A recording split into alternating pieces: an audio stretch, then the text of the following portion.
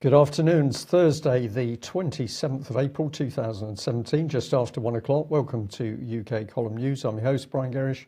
With me in the studio, Mike Robinson. It's pretty chilly in this studio, I have to say, although with the lights it'll warm up shortly, but reports across the country, cold, frost in Devon, snow in other places across England, Wales and Scotland. And I believe that we're short of water already. Right. Was it cold in Bridgend yesterday, Brian? Well, I think it must have been because Theresa May, our Prime Minister, allegedly, has become an anti-tourism campaigner. And this is quite astonishing. This is what she had to say on camera. We also want to strike deals across the world for trading, for exporting British goods and services. We want to lead the world in preventing tourism. And that is what she said. Obviously, she stumbled and tried to correct herself pretty quickly. But I don't really know why she would, because, of course, Britain is doing a brilliant job in preventing tourism by simply stealing the children of people who come to visit this country. Well, let's talk about tourism then, because Israel appears to have been on a tour of Syria earlier. They were bombing Damascus, close to the international airport. This report in Sputnik saying that they caused material damage. One of the military facilities located in the southwest of Damascus International Airport was subjected to a missile fire from hostile Israel. That was what SANA had to say. The missiles were fired from the occupied territory, which led to explosions on the ground and property damage. So perhaps we don't have to wait for the US to take action, because Israel once again just going on ahead without any kind of mandate. Well, of course, because Israel simply doesn't respect other countries. If they feel there's the need to bomb them, they go ahead and do it. And with an enormous lobby inside Westminster and, of course, the US Senate, this is easy to do because you just get away with it. It's wrong. Absolutely wrong. And of course, Britain, absolutely wrong as well. Boris speaking on Radio 4 this morning, mostly about Brexit, but then he was asked about Syria. And he said that he would find it, he said we, of course, he means him and Theresa. We would find it very hard to say no if the United States asked for help in Syria. So if the United States go ahead, so again, he's presenting this idea that it's a US initiative. It's not, it's a British initiative. And of course he would take part. But he was asked, well, of course, Parliament would have to approve that.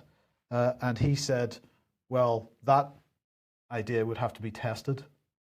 That idea would have to be tested. So what do we imagine is going to happen? Well, of course, Parliament is dissolved on the 3rd of May. And when Parliament is dissolved, every MP seat becomes vacant. In other words, 650 people become unemployed as regards their Member of Parliament status, at least.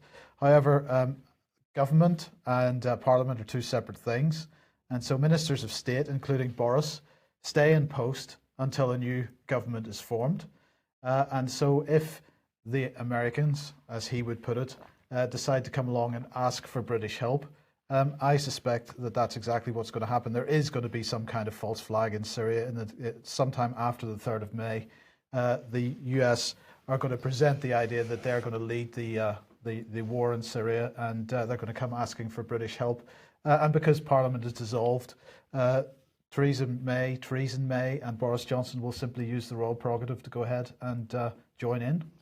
But really no change, Mike, because this is the way government has been run for some time now. The bulk of the backbench is totally irrelevant.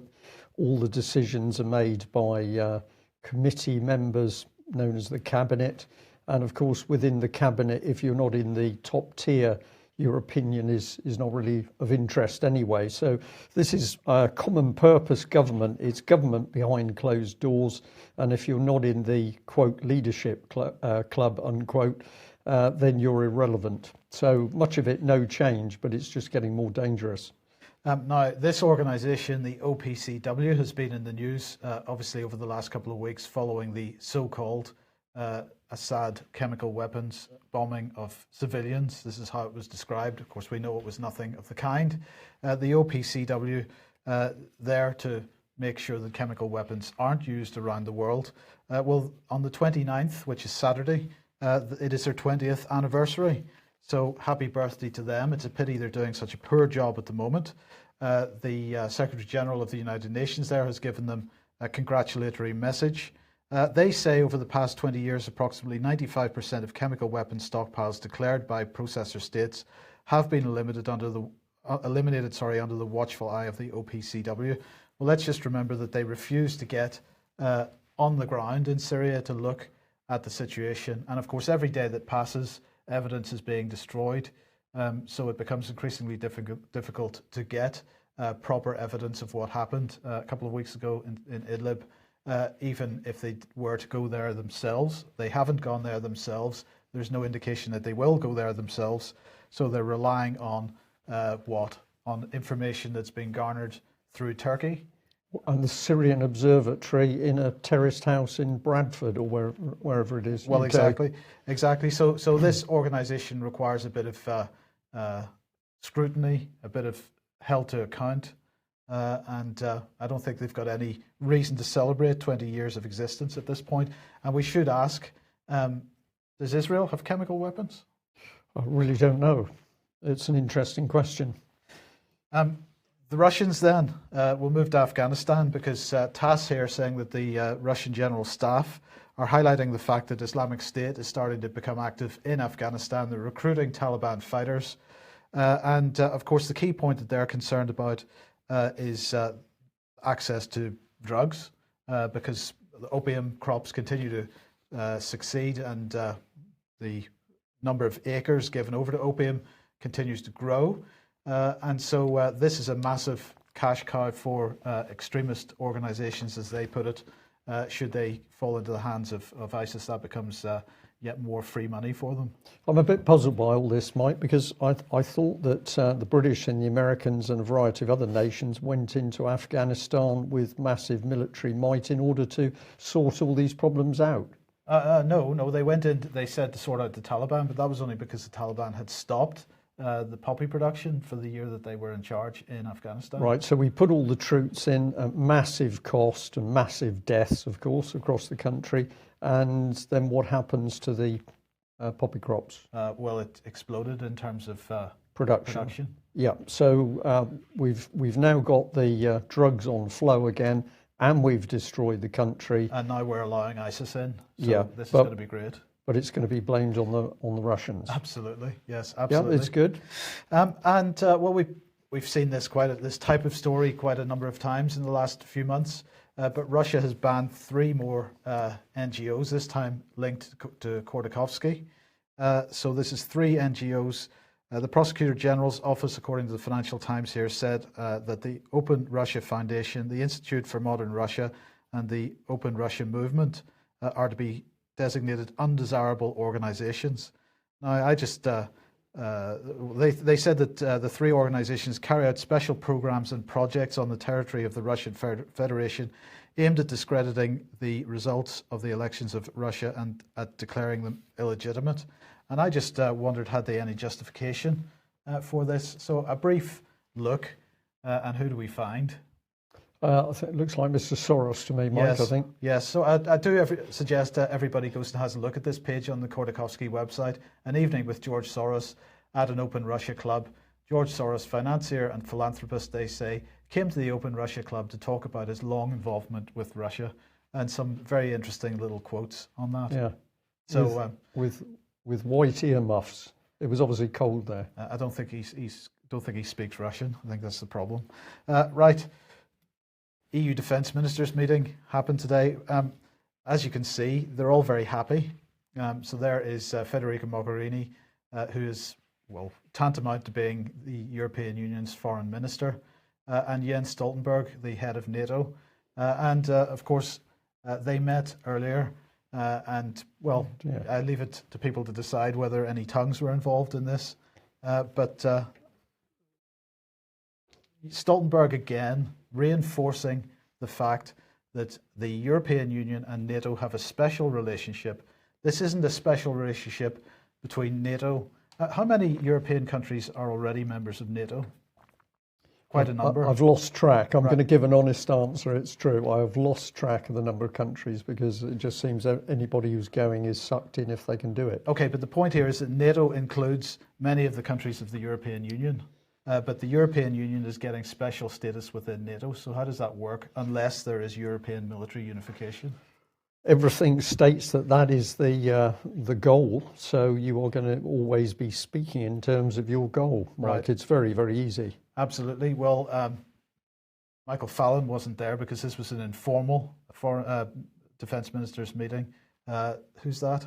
I think this is Mike Penning, That is indeed MP, and of course this man is of interest because he was the former policing minister that took all the evidence from the Metropolitan Police whistleblower on child abuse. That was John Wedger. He sat down with Mr. Wedger, he listened to all the evidence, and then he did absolutely nothing. So if he's duplicitous on the subject of child abuse, I'd be very interested to know what this man is doing in this environment. I would say equally, perhaps more dangerous. Okay, so the official words said an informal meeting of the EU defence ministers will take place in Valletta today, chaired by EU High Representative for Foreign Security Policy, Federica Mogherini, the Secretary General of NATO, and a senior UN peacekeeping official. Normally, the Under Secretary General of the Department of Peacekeeping of the United Nations are also expected to attend, and they did indeed attend. So what are they mainly talking about? The background to the meeting will be the decisions adopted at the December 2016 European Council, in particular on strengthening defence capabilities, as well as how the EU member states and the Union as a whole can contribute to the enhancement of the EU's common security and defence policy, a critical component of the EU's common foreign and security policy. So the CSDP, well, I'm just going to remind everybody of this page on the UK Column website, EU military unification, and also the timeline, because when we look for the the EU's common security and defence policy, we find that began, the foundations for that were laid in 1991 and followed up in 1998. And in 1998, Chirac, we've said, signs Blair up for a Franco-British core of EU military union, and all the key timeline points are there for anybody that wants to understand how we've got to this point of European Union military unification.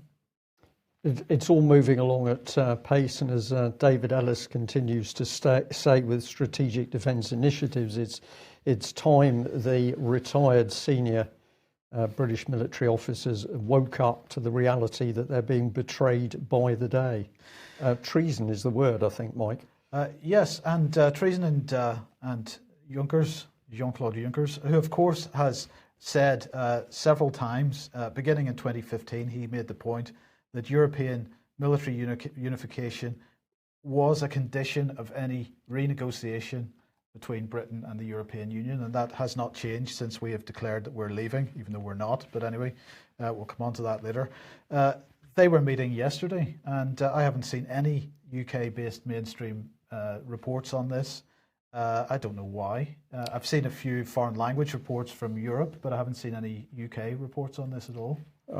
Closed-door meetings, really, the public are a bit of a nuisance, and you don't want to tell them too much, especially when you're conducting treason. So it's going to be done behind the closed doors. Now, anybody that thinks that Brexit is real, just pay attention to this comment from the Prime Minister's spokesperson, who said, following the UK's letter of notification under Article 50, Theresa May reiterated to Junckers the UK's commitment to achieving a deep and special partnership with the European Union. Yeah. So we're not leaving at all. No, not leaving. We're never leaving. Right. Let's break for a couple of adverts. We're going to say thank you very much to the people who've now signed up in order to give the British Constitution Group a monthly donation. This is greatly appreciated.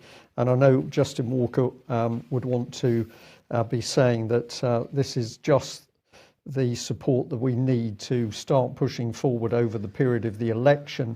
And the aim remains for as many people as possible to be challenging those MPs and the candidates rather, in front of cameras, preferably to ask them about the subjects that they don't want to talk about, be it EU unification, the state of the economy, the fact that the bankers are still printing money from nothing, where the children are going, whatever the question is, hard-hitting questions in front of the public and in front of cameras preferably. And then send it to us.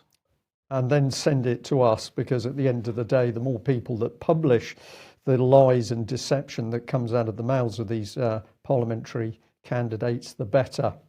We'll also say, if you're not booked in, you might like to think about attending AV8 with Ian Crane on the 20th of May. If you go to his website there, you can log on and get tickets. And of course, Ian has a range of speakers, but a key part of his events is also to get people mixing and socialising, which is good for morale. People talking about what's really going on instead of discussing Coronation Street or EastEnders. And so these are serious subjects, but it's good to socialise at the same time. And a final reminder of a screening of Vaxxed tonight in West London. The venue will be confirmed later. So that's taking place 7 o'clock to 10 o'clock this evening. More details at the Bring Vax to the UK Facebook page. And from vaccination to big pharma. Well, indeed. The Independent here, this was right across the mainstream media. Drug giants will leave UK if NHS does not receive billions in extra funding. And this is according to a pharma industry body in the UK. They are complaining that basically Britain is not spending enough on healthcare, not spending enough compared to other G7 nations. They're calling it, they're saying that Britain is going to become a desert for healthcare innovation unless basically the government puts much more money in their hands, is pretty much what it comes down to.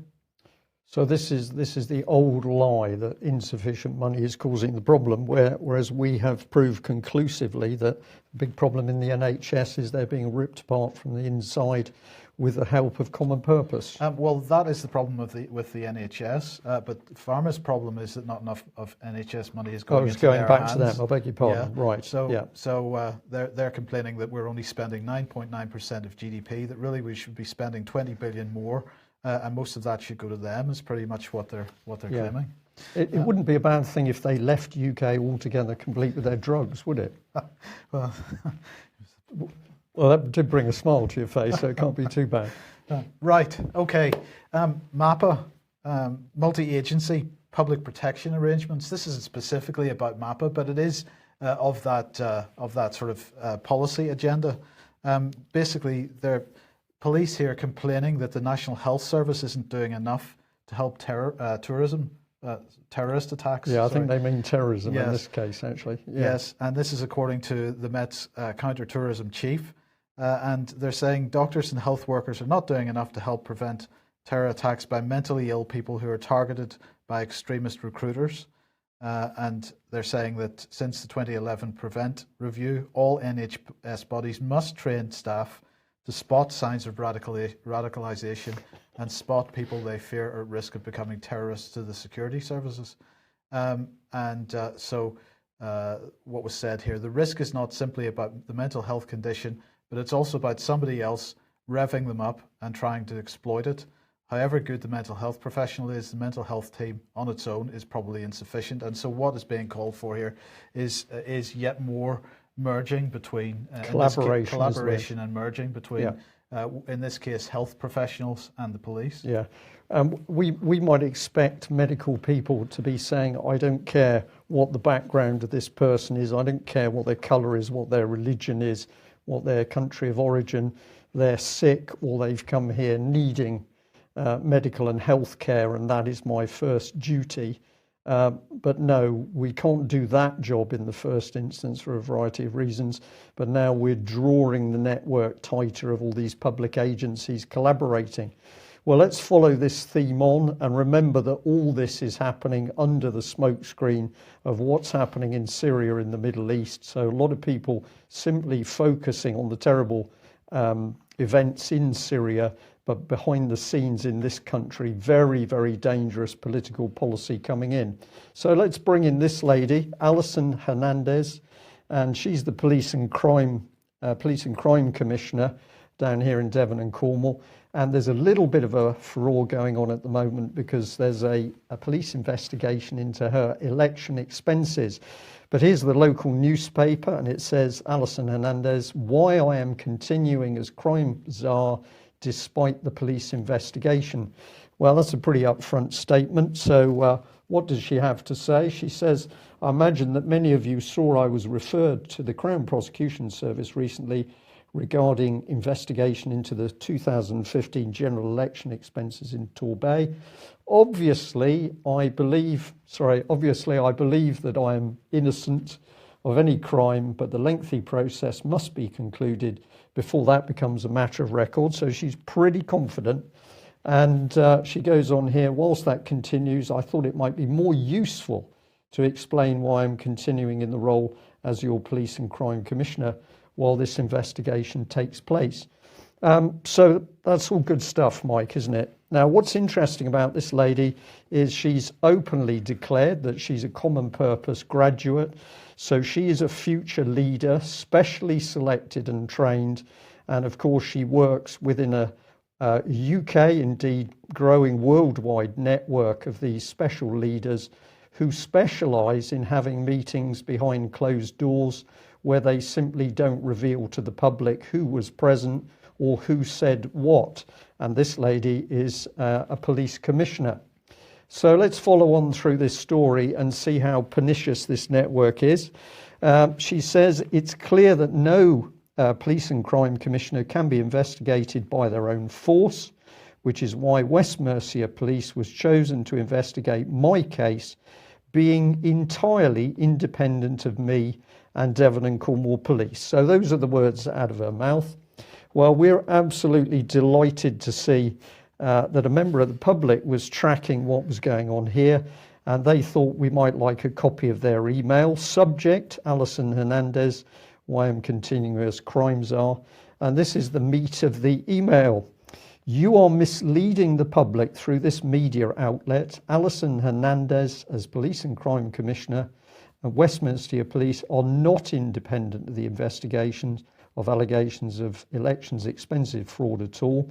That is because your common purpose colleague, ex-Chief Superintendent Devon and Cornwall Police, Chris Singer, of 29 years, previously based at the Plymouth Civic Centre and embedded in Plymouth City Council, moved to West Mercia Police in 2015.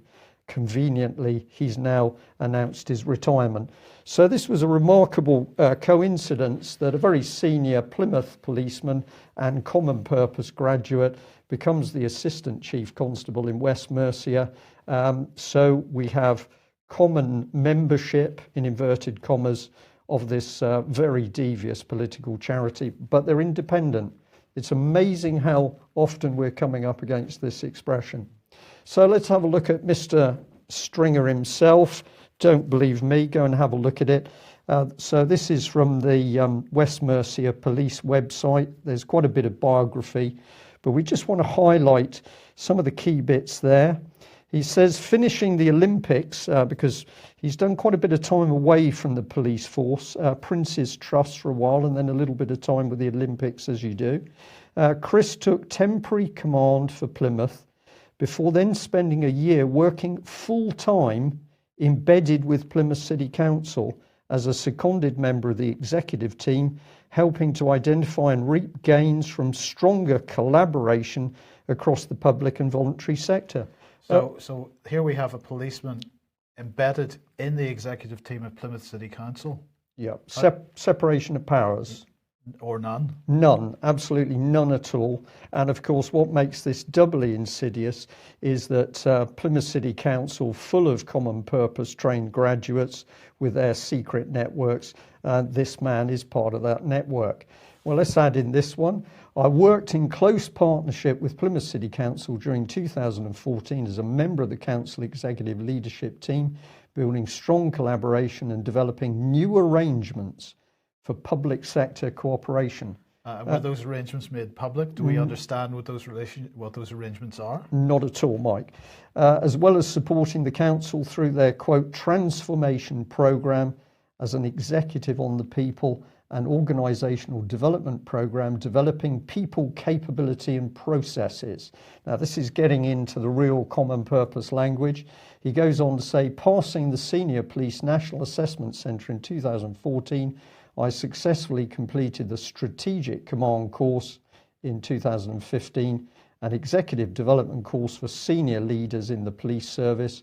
Following this, I held responsibility for business change in Devon and Cornwall Police. So the police in Devon and Cornwall are a business.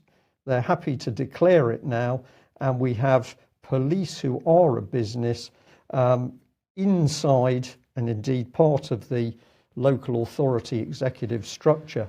This has never, ever been discussed publicly. This has never been discussed as policy inside Westminster. This is common purpose, big society agenda now unfolding in front of our eyes. Unbelievably dangerous, because of course when you go to the police, are you simply talking to the police, or are you actually talking to Plymouth City Council? These are structures of governance that we have literally never seen before. Participatory. Yeah. Participatory democracy. It is only the UK column at the moment that is warning and showing the public what is happening here. If you feel that cities are changing, that the local authority, the other civil servants are not doing their jobs, absolutely correct, because they're being drawn into a collaborative business system. Well, here's the gentleman concerned, a big smile, of course, because he's now retired on a greatly increased pension, having done his time as Assistant Chief Constable in West Mercia. And what has he got to say? Well, let's remember that he's common purpose. He's a graduate within the same networks as Alison Hernandez. I'll be very specific here because you've got to think this through. They don't declare who's in common purpose. They don't declare where they are. They don't declare when they met or talked. He, in fact, says that he hasn't met, as we'll show in a moment. Second most senior officer in an independent West Mercia Police. Well, is it?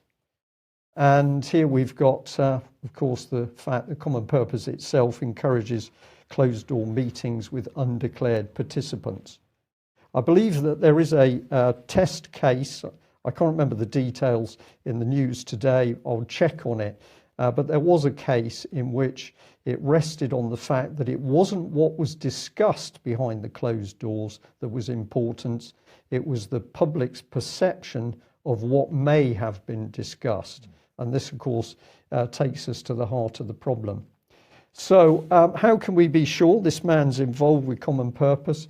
Well, this is part of an article that did appear in one of the local papers. I know the text is very small, but this is also was on the Common Purpose website, taking a lead with the leaders. And in this article is all dialogue by this gentleman himself, Chris Singer, and I'll take you into a little bit of it.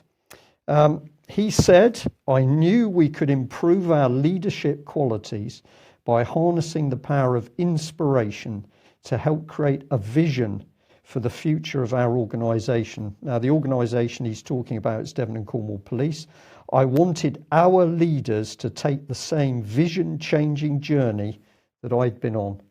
So that's some kind of experiential applied psychology. Yeah, this man has clearly been changed. He's now on a mission. He's a vision. If you read the article, he's no longer a policeman. He is on a vision to change the lives of millions of people. This is immensely dangerous stuff. And if we're fair to Mr. Singer, he probably doesn't even realise that this has actually been done to him.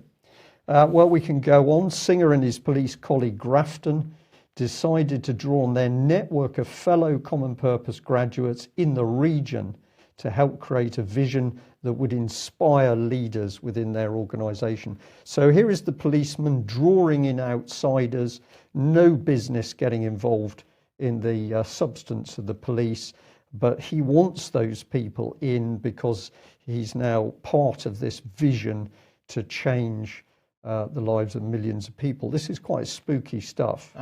Police behaving like this in some tin pot dictatorship somewhere, these people, this type of behavior would put a country to the top of the global corruption list. Yeah, This is Britain. But Britain's not corrupt at all, apparently. I think we're top of the list, Mike. Well, let's have a look at the serious stuff, because, of course, there has been some comment by the Chief Police Officer of West Mercia Police. So let's have a look at this letter.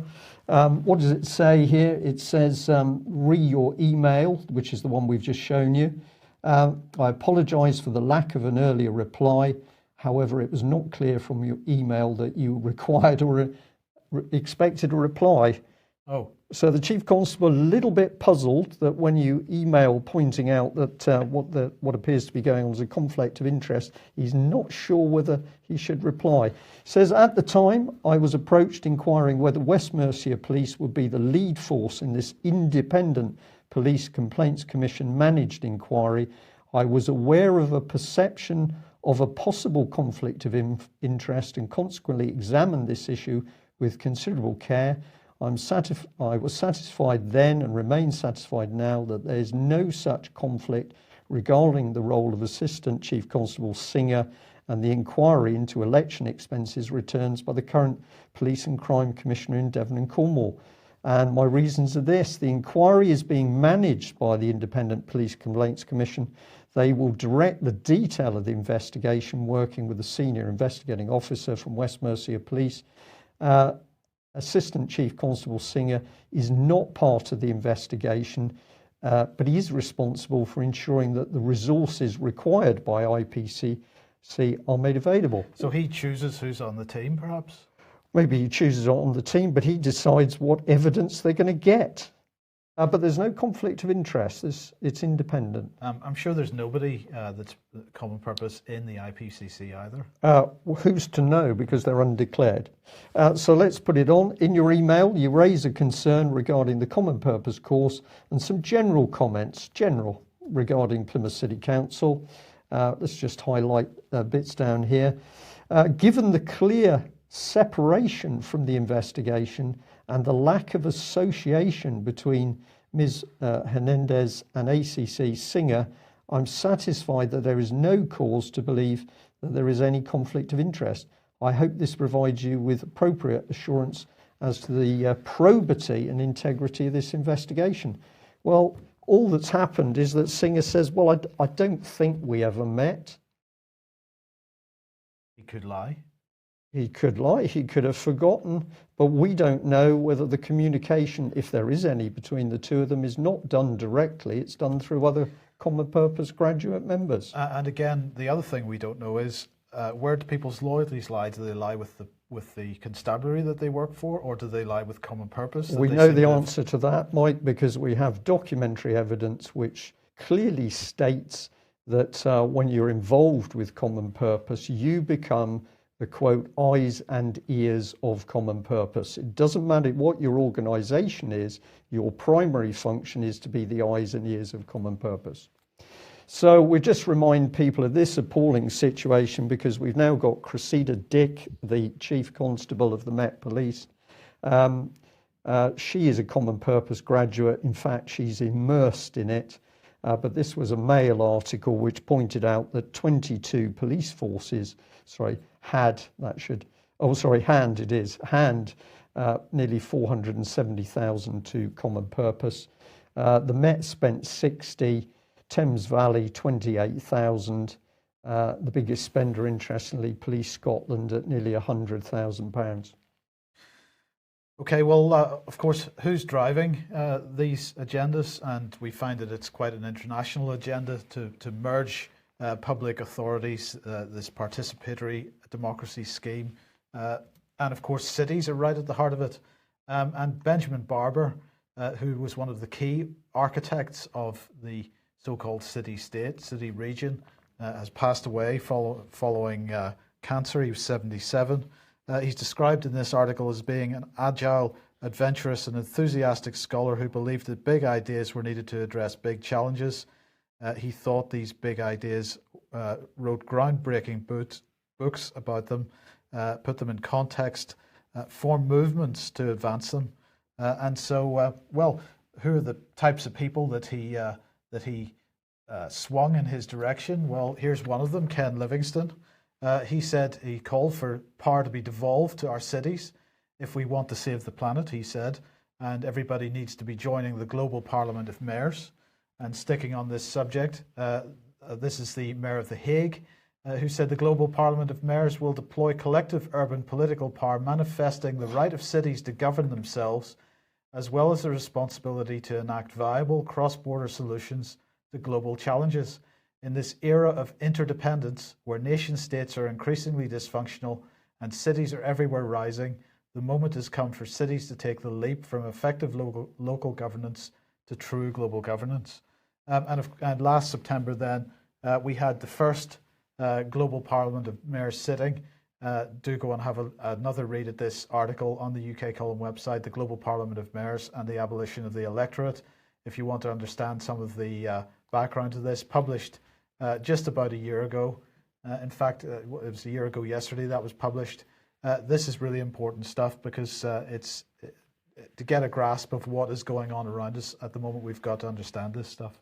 Mike, I'm just going to bring this in and then I'll come back to comment on this, but somebody in the chat box is pointing out to me that in a LinkedIn recommendation of Alison Hernandez by an NLP, Neuro-Linguistic Programming Master Coach, they say if she meets resistance or prejudice, she does not just accept it, finding methods to overcome or work around it to achieve success.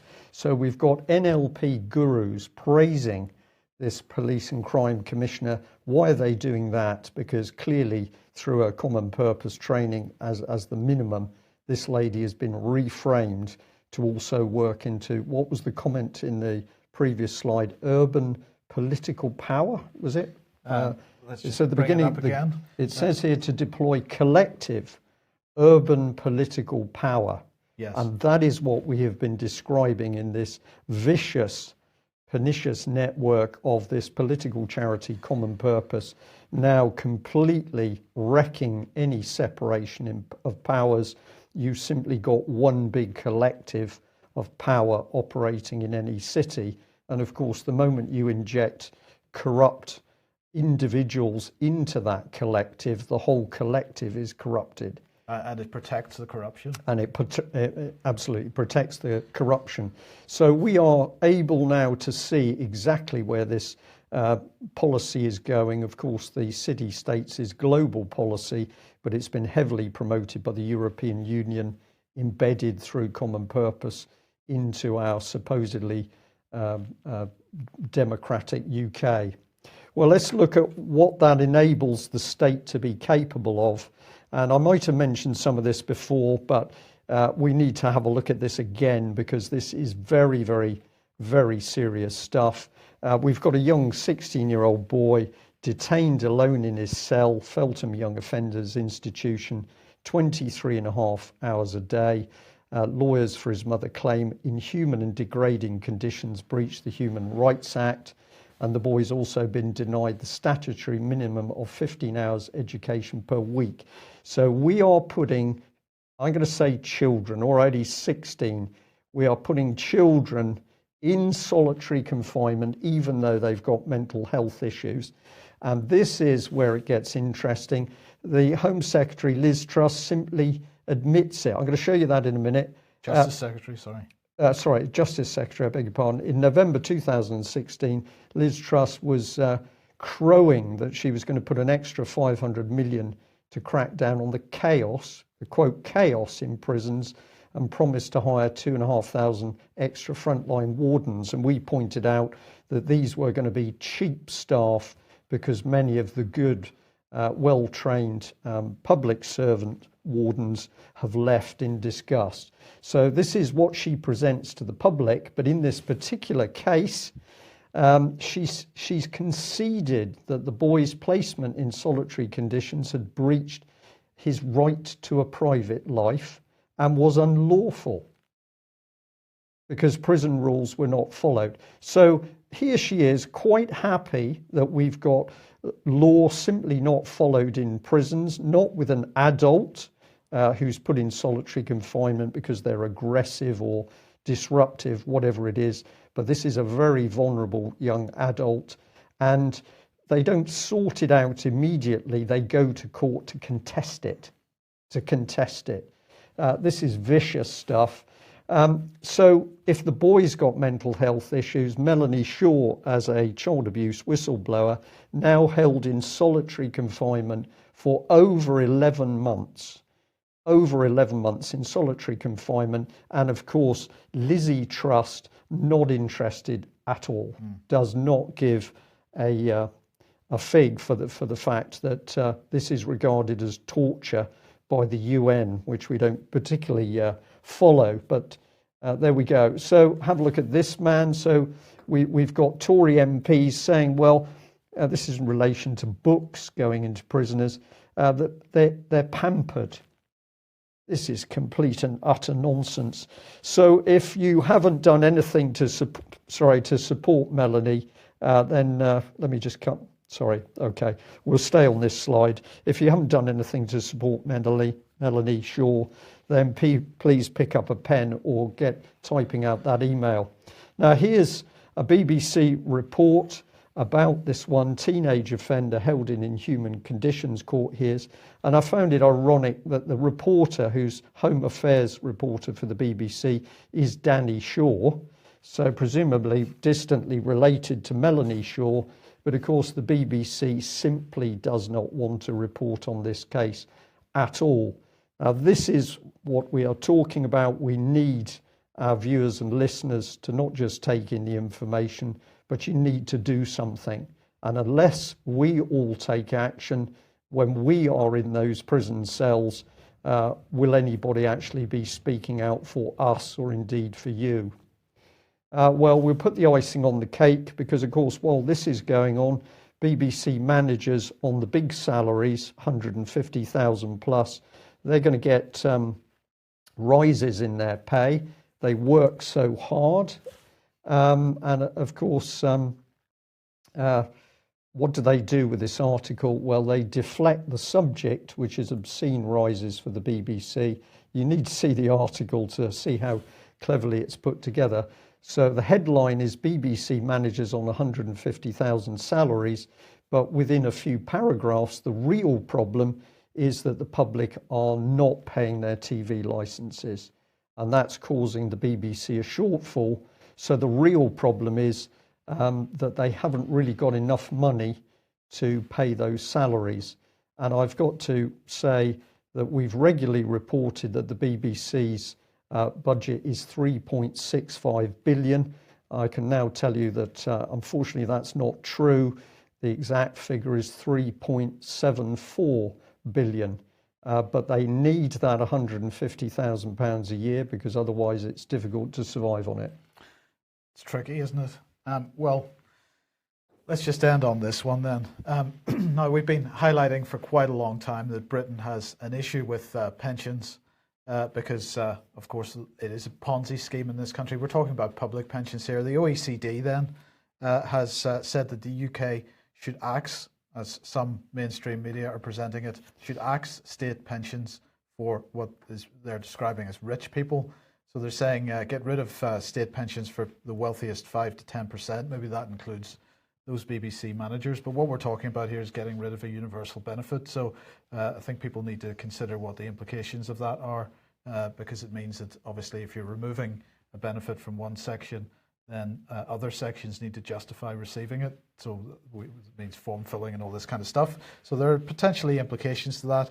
But the key point here is that the OECD giving advice to the UK government because they recognise that basically with the massive black hole that we have in our public pension system at the moment, something around £5 trillion, that it's unsustainable. We will not be able to pay that in the long term. And they're looking for any and every possible excuse for reducing that obligation. Indeed, and I think it was the father of Boris Johnson was stating on a BBC radio programme a little while ago that he thought that a good solution would be to reduce the UK population to, I think it was 30 million. No, he said, wouldn't it be wonderful? Right. Wouldn't Britain be wonderful if we didn't have 60 million people? But we had 20 million people. 20 million. So if you want to know what sort of thought patterns might be in Boris Johnson's head, you've got a clue there. But the subject of the fact that we are seeing our complete common law structure, our constitution thrown away in this country, and this new city-state agenda, which is going to be run as a private fiefdom, whether that's Plymouth or whether that's Cornwall Council or other councils across the country. This is the dangerous change that's being pushed through by the day under the smokescreen of these violent events overseas. So if you understand what we're putting through in UK Column News, please help us spread the word by sending the UK Column links to other people, tweeting out, but getting people to start watching and understanding what's really happening. Thanks for joining us today. We'll be back at the same time tomorrow with David Scott and Northern Exposure. Thank you. Bye-bye.